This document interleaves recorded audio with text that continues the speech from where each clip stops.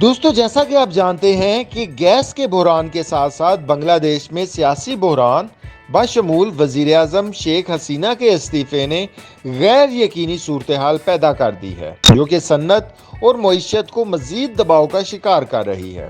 اس عدم استحکام نے نہ صرف مجموعی صنعت بلکہ ٹیکسٹائل اور اپیرل کے شعبے کو بھی متاثر کیا ہے، اور یہ سیاسی بحران ممکنہ طور پر بنگلہ دیش کے بین الاقوامی خریداروں کو متبادل سورسنگ پر غور کرنے پر مجبور کر رہا ہے۔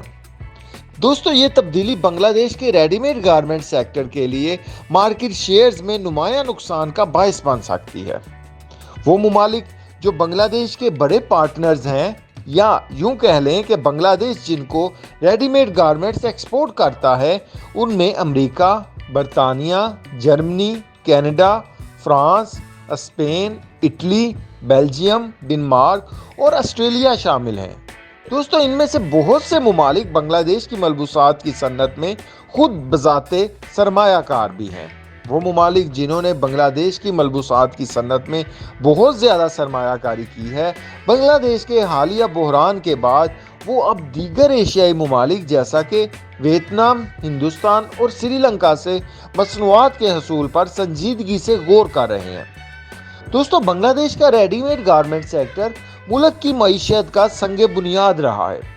بنگلہ دیش کی جی ڈی پی میں صنعت کا حصہ نمایاں ہے۔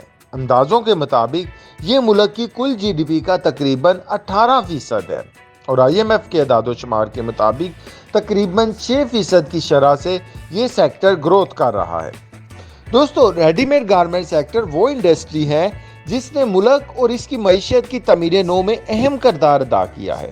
اگر 2023 کی بات کی جائے تو اس سال ملک کی ملبوسات کی برآمدات 47.5 بلین ڈالر کے حیران کن اعداد و شمار تک پہنچ گئی تھی۔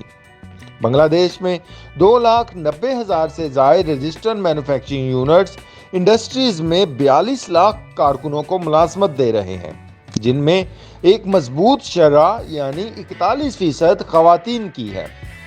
دوستو چین کے بعد بنگلہ دیش دنیا کو ریڈی میڈ گارمنٹ فراہم کرنے والا دوسرا سب سے بڑا ملک ہے۔